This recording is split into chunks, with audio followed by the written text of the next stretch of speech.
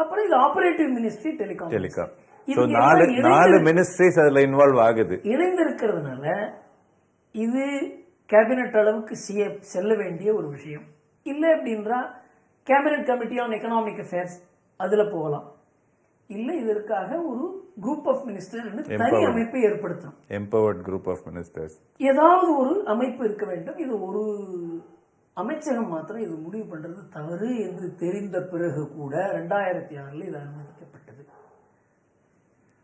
இந்த மினிஸ்ட்ரி வேணும்னு கேட்டு வாங்கிய ஒரு மினிஸ்டர், அதாவது அந்த இதுல அவங்களுடைய கூட்டணியில எனக்கு இது வேண்டும் என்று கட்டாயப்படுத்தி வாங்கப்பட்ட ஒரு மந்திரி சபை. இதுல இருந்து பாத்தீங்கன்னா இது எல்லாத்திலுமே ஒரு பேக்ரவுண்ட் இருக்கு. 2008 ஜனவரி மாதம் நடந்ததுல 2006 இருந்து இதுக்கு பின்னணி இருக்கிறது. மந்திரி தான் மாறி இருக்கிறார். முதல்ல தயாநிதி மாறன், அடுத்தது ராஜா. ஆனா இதுக்கு திட்டங்கள் முன்னாலேயே தீட்டப்பட்டிருக்கின்றன என்றுதான் தெரிகிறது. இதெல்லாம் புலனாய்வுகள் தான் நமக்கு வெளியில வரணும். இதற்கு பிறகு பிரதம மந்திரி லெட்டர் எழுதுகிறார் நவம்பர் 3 இது பண்ணாதீங்க அப்படின்னு சொல்லி. அதான் செய்ய வேண்டிய அவசியம் இல்லை, இது கேபினெட் தான் பண்ணணும்னு அவர் சொல்ல முடியும்.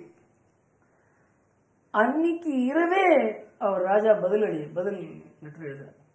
நான் இப்படிதான் செய்ய போறேன், நான் செய்யறதுல நியாயம் இருக்கு. ஏன்னா வாஜ்பாய் அரசாங்கத்திலேயே இது மாதிரி பண்ணியிருக்காங்க. இது ஒரு பெரிய ஒரு பொய்யான ஒரு வாதம். 2003 வாஜ்பாய் அரசாங்கம் ஸ்பெக்ட்ரம் 2001 என்ன விலைக்கு நிர்ணயிக்கப்பட்டதோ அது 2003 அந்த விலைக்கு விற்றார்கள் என்பது உண்மை. ஆனா அதுக்கு காரணம் என்னவென்றால் 2003 நம்ம டெலிகாம் கம்பெனி எல்லாமே நஷ்டத்தில் இருந்தது.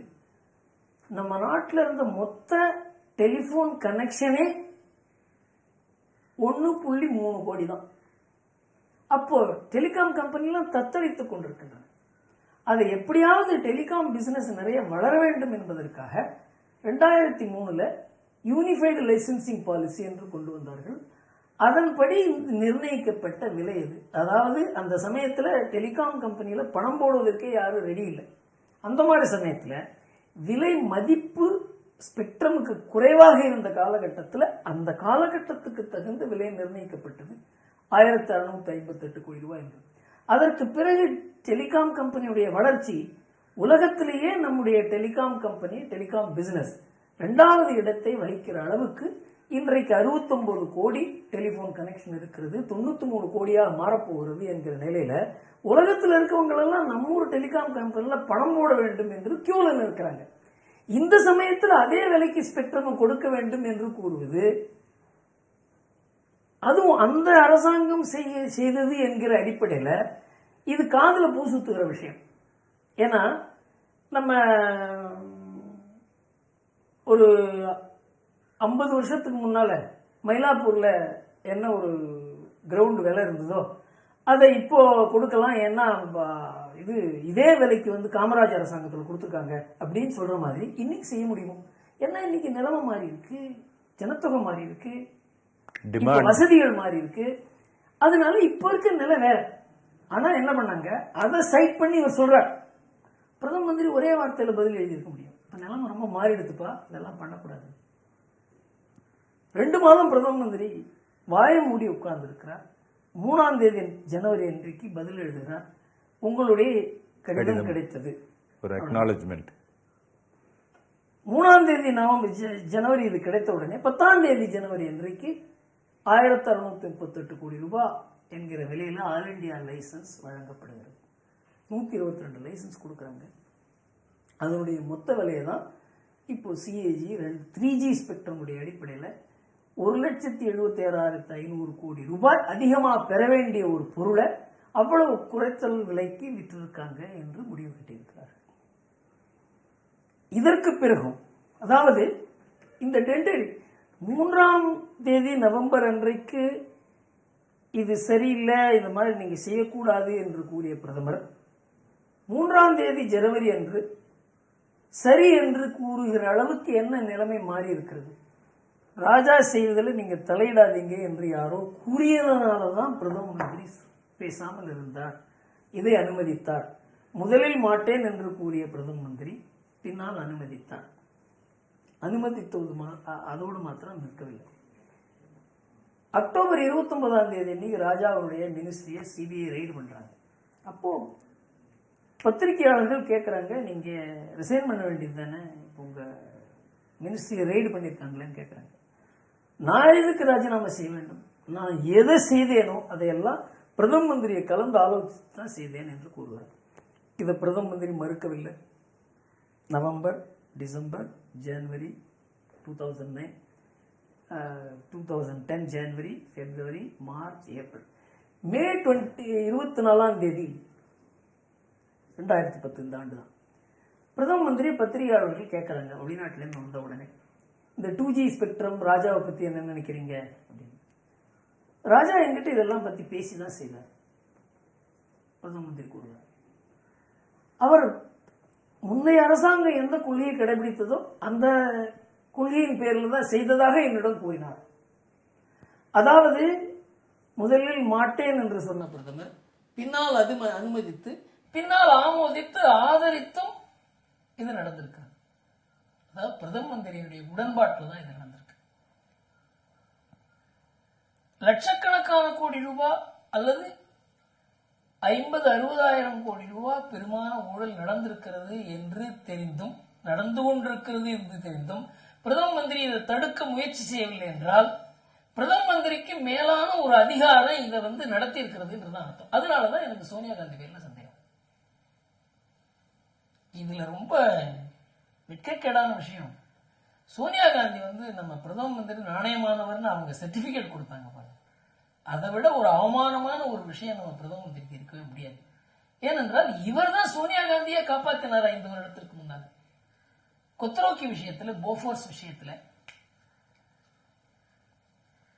கொத்ரோக்கிய நம்ம சட்டப்பிடியிலிருந்து வெளியில விட்ட பெருமை, முடிவில் வெளியில விட்ட பெருமை நம்ம பிரதமர் தான் சாரும். அவருக்கு நல்லா தெரியும் சோனியா காந்தி போஃபோர்ஸ் விவகாரத்துல கிடுக்கிப்பிடியில் இருக்காங்கிறது நல்லா தெரியும். கொத்ரோக்கி இங்கே வரவழைக்கப்பட்டால் சோனியா காந்திக்கு ஆபத்து என்று தெரியும். சோனியா காந்தி காப்பாற்றினார் பிரதமர். சோனியா காந்தி போஃபோர்ஸ் ஊழல்ல இருக்காங்கிறது எல்லோருக்குமே தெரிஞ்ச விஷயம். ஸ்வீடிஷ் நம்ம நாட்டு சிபிஐ போல நேஷனல் இன்வெஸ்டிகேஷன் பியூரோ என்று இருக்கிறது. லின்ஸ்டாம் என்கிற அதனுடைய தலைவர் நம்ம பத்திரிகைகளுக்கு பேட்டி அளித்திருக்கிறார். அவர் புத்தகமே எழுதியிருக்கிறார். சோனியா காந்தி இந்த ஊழல் விவகாரத்தில் விசாரிக்க வேண்டும் என்று அவர் கூறியிருக்கிறார். நான் என்ன பேசுகிறேன் என்று எனக்கு தெரியும், இதற்கு ஆதாரம் இருக்கின்றன என்று அந்த அடிப்படையில் சோனியா காந்தி அதுல ஊழல்ல சிக்கி இருந்தாலும் பிரதம மந்திரி சோனியா காந்தி அதிலிருந்து விடுவிக்கிறதுக்கு வேண்டிய நடவடிக்கை எல்லாம் எடுத்திருந்தார். அந்த சோனியா காந்தி நம்ம பிரதமர் நாணயமானவர் தான் என்று கூறுகிறார் என்றால் எந்த அளவுக்கு இது பிரதம மந்திரிக்கு பொருந்தும்? இந்த ஒரு சர்டிபிகேட்டுக்கு அவர் அவமானப்பட வேண்டும் என்று நான் நினைக்கிறேன். அதனால இந்த ஊழல்ல பெரிய சக்திகள் ஈடுபட்டிருக்கின்றன. ராஜாவால் செய்திருக்க முடியாத ஒரு ஊழல் ஆனா நடந்திருக்கிறது. இது ஊழல் இல்லை என்று யாரும் கூற முடியாது. அதனால ராஜா பேரில் எந்த ஆக்ஷன் எடுத்தாலும் அது பலரை பாதிக்கலாங்கிற ஒரு நிலைமை இருக்கு. அமித்ஷாவை அரெஸ்ட் பண்ணாங்க சிபிஐ, ராஜாவை ஏன் அரெஸ்ட் பண்ணல? ராஜாவை அரெஸ்ட் பண்ண முடியும் என்றால் பண்ணிருப்பாங்க. பண்ணினால் மற்றவர்களுக்கு ஆபத்து வரும் என்பதனாலதான் அவரோட ஓரளவுக்கு ஒரு அரேஞ்ச்மெண்ட் வரவிட்டுதான் அவர் அரெஸ்ட் பண்றதுன்னா கூட பண்ணுவாங்க அப்படிங்கிறது என்னுடைய அபிப்பிராயம். இல்ல, நீங்க பார்த்தா ஒரு பத்திரிகையாளர் அப்படின்னு சொல்லி பார்த்தா கூட ராஜாவை இந்த 2 ஆண்டுகள்ல ஒவ்வொரு முறை பத்திரிகையாளர்கள் மீட் பண்ணும் போதும் அவருடைய இது ஒரு அரகண்டான ஒரு அப்ரோச்ல தான் அவர் ஆல்வேஸ் ஹஸ் ஹேண்டில். அதாவது நான் எது செய்திருக்கானோ with the approval of the prime minister அப்படின்னு சொல்றத அவர் அடிச்சு சொல்லிட்டு இருக்கு. எங்கேயுமே நோ கமெண்ட்ஸ் சொல்லி போறதா அந்த மாதிரி அவாய்ட் பண்றதும் எதுவுமே செய்யல அவரு. ஆஸ் அ ஜேர்னலிஸ்ட் உங்களுக்கு தெரியும், இது இந்த நோ கமெண்ட்னு சொல்றது ஒரு கன்வீனியன்டான ஒரு எஸ்கேப் ரூட். ஆனா அவர் அந்த இதை கூட பயன்படுத்தல எங்கேயும். ஸோ ஹி ஹேட் ஒரு சுப்ரீம் கான்ஃபிடன்ஸ், என்ன யாராலையும் டச் பண்ண முடியாதுன்னு சொல்ற ஒரு கான்ஃபிடன்ஸ் அவருக்கு த்ரூ அவுட் இருந்திருக்கு. இது 2 பேருக்கு தான் இந்த விதமான ஒரு தன்னம்பிக்கையோட பேச முடியும். ரொம்ப நாணயமான ஆள் ஒரு ஆள் மாதிரி பேச முடியும். ரொம்ப ஒரு பெரிய ஒரு வலுவான கூட்டோட இருக்க ஒரு கொள்ளக்கூட்டத்தில் இருக்க ஒரு ஆள் தான் இது மாதிரி பேச முடியும். இதுல ராஜா எந்த கேட்டகரி அப்படிங்கறத நாம புரிஞ்சுக்கணும். ரொம்ப நாணயமான ஆளும் இந்த மாதிரி பேச முடியும். ஆனா அவர் பேசுகிற தோரணையில என் மேல கைய வைக்க முடியாது. ஏனென்றால் இதற்கு பின்னணியில் இருக்கவங்களுடைய பலம் இருக்க, அது என்னுடைய பலம் அப்படிங்கிற தோரணையில தான் அவர் இதுவரைக்கும் நடந்து கொண்டிருக்கிறார். ராஜா ஒரு முக்கியமான சாட்சி என்று நினைக்கிறேன். குற்றவாளி தான், ஆனா குற்றவாளிகள் சாட்சியாக மாறுவதுதான் ஒரு புலன் விசாரணையில ஒரு திருப்பமா அமையும். அதுபோல இவர் ஒரு சாட்சியாக மாறுவதற்கும் வாய்ப்பு இருக்கிறது. ஏனென்றால் இந்த ஊழல், அந்த ஊழல்ல 5% கூட இவரால் ஜீரணம் பண்ண முடியாது. அந்த வகையில ஓரளவுக்கு ராஜா பேர்ல எனக்கு ஒரு அனுதாபம் இருக்கிறது. இப்ப இந்த ரீசன்ட் சேஞ்சஸ் இதுக்கு என்னுடைய இதுல 3 இஷ்யூஸ் ஒரே டைம்ல வந்தது.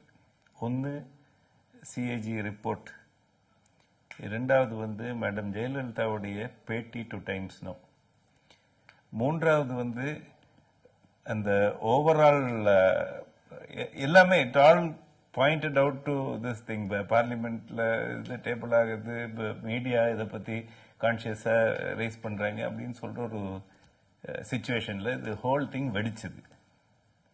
இப்ப இந்த இது இப்ப ஒரு சைட்ல சிபிஐ இன்கொயரி போயிட்டு இருக்கு, இன்னொரு சைட்ல ஒரு ஜேபிசி வேணும்னு சொல்லி ஒரு பெரிய அளவுக்கான ஒரு ஃபேஸ் ஆஃப் பார்லிமெண்ட்ல நடந்துட்டு இருக்கு. 3 வாரமா பார்லிமெண்ட் இயங்கல. கவர்மெண்ட்டும் அதுல இருந்து அவங்க ஸ்டாண்ட்ல இருந்து ரிலன் பண்ற மாதிரி தெரியல. டே பை டே அது ஹார்டன் பண்ணிட்டு தான்.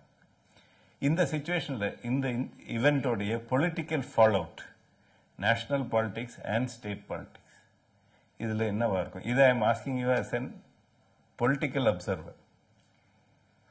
இந்த விஷயம், அதாவது ராஜா ராஜினாமா செய்வதற்கு ஒரு பெரிய ஒரு உந்துதலா இருந்தது ஜெயலலிதாவுடைய offer to support the Congress. உங்களை நான் சப்போர்ட் பண்றேன், திமுகவை பத்தி கவலைப்படாதீங்க என்று கூறின பிறகு காங்கிரஸ்ல இருக்க பல பேரே இந்த சமயத்துல நாம நடவடிக்கை எடுக்கவில்லை, காங்கிரஸ் கட்சிக்கு ஒரு பெரிய ஒரு